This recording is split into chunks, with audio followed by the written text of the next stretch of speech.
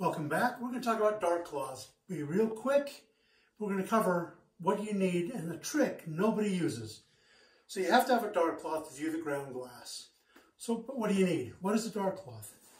Well, here's an old one I've got. It's one of my favorites. It's basically a little bag. One end goes over the camera. One end's got Velcro. Your head goes in here. Real simple. This has seen a ton of use. Dirt cheap, waterproof, it does the job. Folds up small, great for backpacking, great if you're on the move. Here's a real nice one. Black jacket from quietworks.com. They're about $80, they're phenomenal. I live in a desert. When I've got sun above me, reflecting back up off sand below me, I don't want just a dark cloth hanging over the camera with all the light coming back in. This looks like a jacket. What would be the hole for your head goes over the back of the camera, or put the whole thing around the camera. You can have just a lens sticking out. The hole that would be for your body goes over your head. And it has literally 2 sleeves. Your arms go up the sleeves. You're totally encapsulated in this black bag. It's silver on the outside. It's waterproof. Reflects heat away beautifully. They're fantastic. Can be a little cumbersome to use, but they're great. Here's a nice one from Calumet. Very nice and heavy, white on one side. It's blue on the other. Does blue matter? No, it's dark. When you're inside of it, blue's fine. One thing I don't like about these, and there's a lot of the old ones floating around like this, they've got weights in the ends, or on the sides and in the corners. What can happen? You're under your dark cloth. You're making your adjustments, you're messing with things, you're pulling it back over your head, you're checking your scene, you're doing this, and these weights take out your ground glass. I don't like the weights in them. If you got one like that, my suggestion is do like I've done to another one, cut the weights out. Here's one that was just given to me. It's got nice grommets on it. This is nice to run a cord through if I want to cover my camera if it's going to be up for a long time. Maybe I'm waiting for evening light. I can cover my camera, keep the heat off of it, keep rain off of it. Now you're going to hear, never put a dark cloth over your camera and leave it.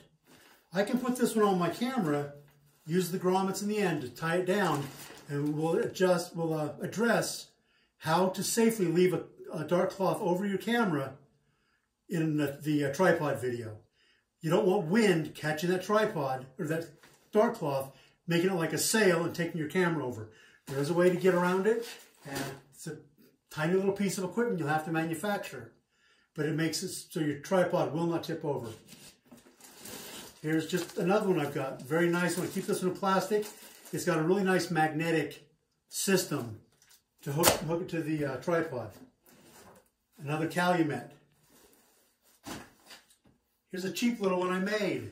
It's the first one I had.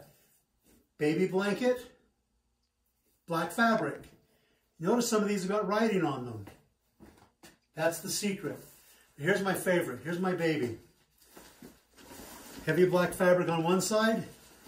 The silver fabric is ironing board cover. Any good fabric store will have this by the yard.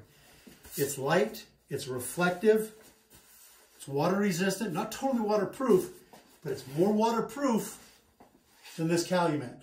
This will absorb a little bit of water that this just sheds off. Made it for a couple of dollars when I was on a very tight budget. But here are some of my secrets. Along the top edge, I've drawn a ruler.